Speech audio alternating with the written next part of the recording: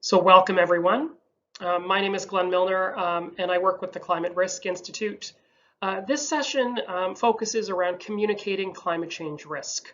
It's a topic that's very passionate to me and very important that we have these conversations with both technical and non-technical audiences around risk assessment and why is that important in infrastructure and other systems that we plan and manage.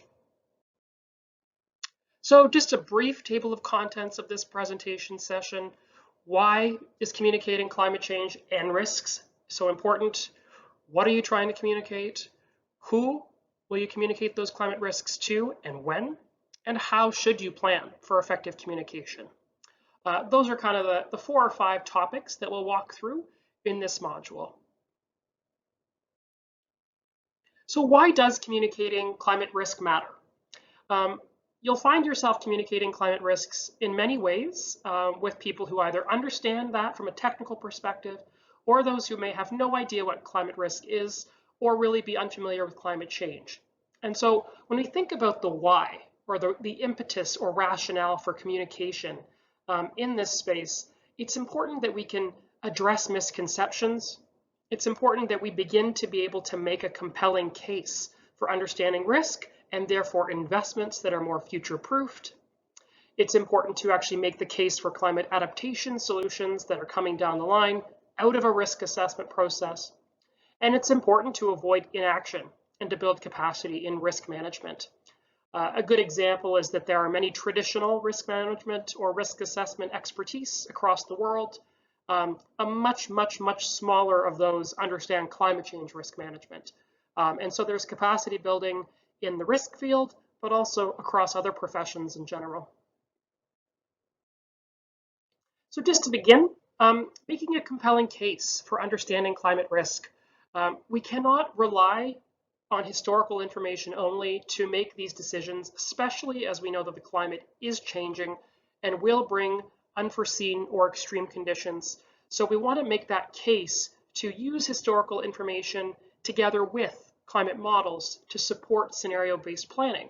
So I like to focus on communication in terms of questions and answers, or to have more informal chats. So asking questions like, what happens if you don't know our climate risks? What consequences could occur? Are we liable if something happens? Can we find opportunities by looking across climate risks? These are common questions we get asked in Canada. They're common questions, I'm assuming, across the world. And so having conversations that can be challenging is a very valuable way to make these compelling cases clearer. So just to reflect on that a little bit further, which of the following images would be more helpful to you to contextualize extreme rainfall? Would you prefer a graph like this that conveys different data sets and different projections of rainfall, showing millimeters per day and projection data sets over time? Or would you prefer a spatial map like this that actually shows the impacts of extreme rainfall? In this case, this is in Sudan, showing catastrophic flooding between 2016 and 2020 and showing the differences that are manifesting. From my perspective, the actual map of the impact conveys a much more powerful message around the risks that we could see and the risks that we want to manage for. The second reason why we should be communicating climate risks are to address misconceptions. So we know climate change and the human influence on climate change is unequivocal. We are seeing widespread rapid changes in the atmosphere, in the ocean, in the biosphere, and this is quite clear, especially at the international level, and it's trickling down to regional and local impacts that are much more variable and extreme. You may find yourself in conversations with people of all walks of life, saying, I've strong experience along the land, the climate has always changed. It's important to kind of build your own case in terms of how you might respond to those misconceptions. So for example, yes, there have been significant historical ice ages. However, we are experiencing abrupt changes in carbon dioxide levels. These changes in the past were also extremely destructive to life. So it's about kind of meeting them halfway and saying, you could be correct, partially perhaps, but here's a more fulsome discussion around why that's such an important aspect of risk assessment and risk management today. And in this case, there are many resources out there that can have boiled down some of the technical scientific documents into kind of clear statements, if that's helpful. Another strong reason why we need to communicate this information is to make the case for adaptation investments. So good communication and scoping of risk assessments can enable investment, especially the understanding that it's not just another cost, but it's actually an investment that will benefit everyone over the long term and save us money down the road.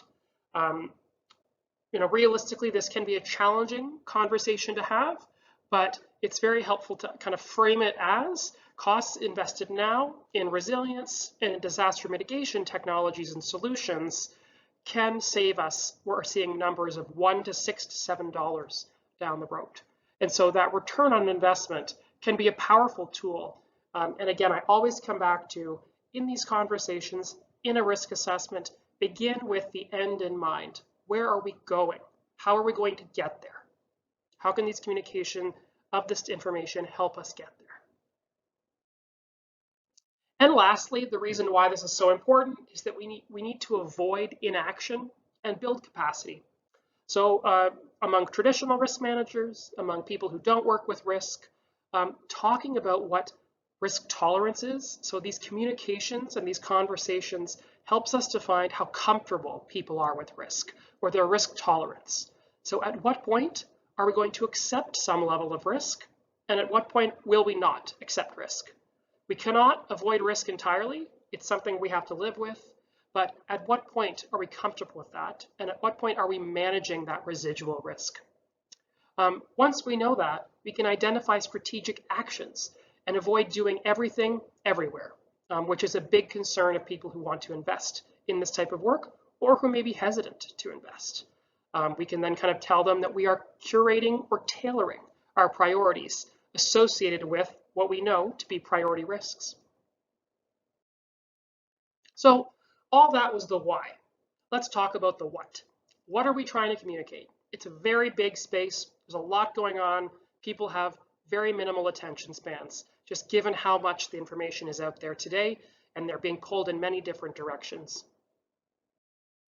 So what is climate change communication? Well, it's the process of transmitting or sharing information on the causes and impacts of climate change, how we can respond to those impacts to climate change in order to really raise awareness, influence attitudes, and ultimately change behaviors.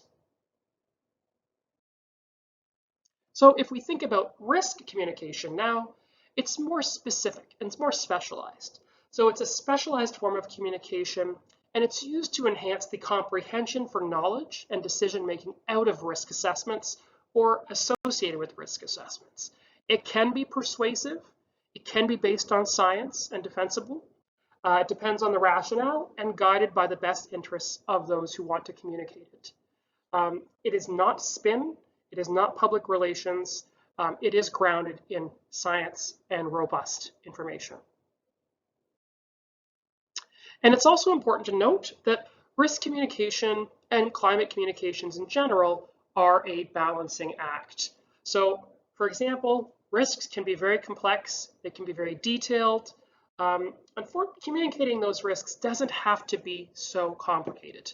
So we can avoid going down the rabbit hole, avoid oversharing or overemphasizing uncertainty, for example, to the point where it gets confusing or it can actually create inaction. A good example is this graph, which I love communicating to a technical audience around why we have to be preparing for multiple futures in the context of climate change assessments, and how do we pick multiple scenarios to assess. However, to a non-technical audience, this can be quite paralyzing. They may look at this pyramid and say, why are we bothering investing in this at all? We don't know where we're going. And so I think it's important to always have that balancing act in the back of your mind. And of course, try to push the envelope, be proactive, and really garner that interest and investment in this space, which is so important. So now that we've covered the why and the what we're communicating, let's talk about who and when this information needs to be targeted to And how do we really build this into our projects and our day-to-day work?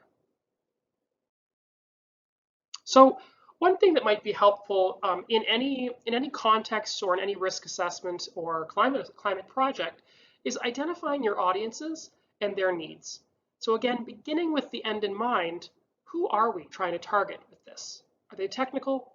Are they non-technical? How many different groups are there? What are their interests? Are there concerns? Try to meet them halfway to the extent that you can. What is the desired effect of the information? Are you hoping that the general public might need this information to build their own personal or family capacity? Is this solely kind of restricted for professionals or confidential, perhaps, and you're hoping that they could use it to inform facility level decision making? What do they need to know, or what do they already know? So these are just helpful questions to have, perhaps as part of a workshop session, or perhaps to inform kind of chats among one-on-ones with different people involved. And finally, what are the appropriate channels to move this information through to the audiences?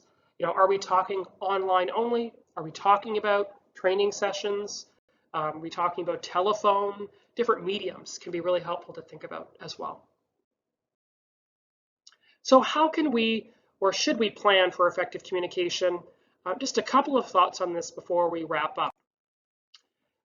Try to think about message content and delivery method. So understand that people have external factors and values that are driving them outside of course, of the technical information. It's very easy to kind of think about it from your own perspective and try to push it out that way, but always try to understand what may be motivating people in this space. It could be fear, for example. They may not want to hear this valuable information around risk or around climate change because they're concerned that they're not doing enough, or they're denying because they're afraid of what it might mean for their families. So always try to understand contextual factors and their values and present the most relevant, curated, or tailored information for better comprehension. And by combining these two things, we can really try to optimize and create the best risk communications. So general practical approach in this space is to always identify your target audience as part of any project. Begin with that in mind. I'll keep saying it. Define risk communication goals. You know, what are your goals for communication? Is that an important aspect of your work? Prepare the messaging content and the actual drafts and review those or discuss that. Implement that and deliver it through the channels that are most appropriate, whether that be workshops, online sessions, websites, etc. And then ultimately, implementation and evaluation. So don't be afraid to monitor, adjust, iterate. There's many examples of this. We are seeing, for instance, flood hazard maps be increasingly shared in Canada. There's a lot of concern around lawsuits and liability with that. However, people who are releasing them, the government agencies, for example, are learning. They're monitoring, they're learning, they're evaluating that, and they're constantly iterating how they frame what those are and what they are not, and how people can understand their data to meet their needs. Tone and language are also helpful to think about. Try to use everyday language the extent to which you can. Avoid technical jargon. Try to avoid talking down to people or that perception of you talking down to them. And please don't use acronyms or technical terms. Try to expand on everything, take more time for things, and use an active voice. So we did this, we are doing this, or this was done. And so just some final guidance before we wrap up this session. Communication is very important even in the most technical projects. And so it can facilitate that transfer of information to informed action. And so don't necessarily scope this out, even if it's an internal technical exercise. Make a plan and just set realistic goals for yourself. And know your audience and don't dismiss their values. And I'm going to say it one more time, try to begin with that ideal endpoint in mind. And so with that, really appreciate and glad you could join in this session. I hope it was helpful.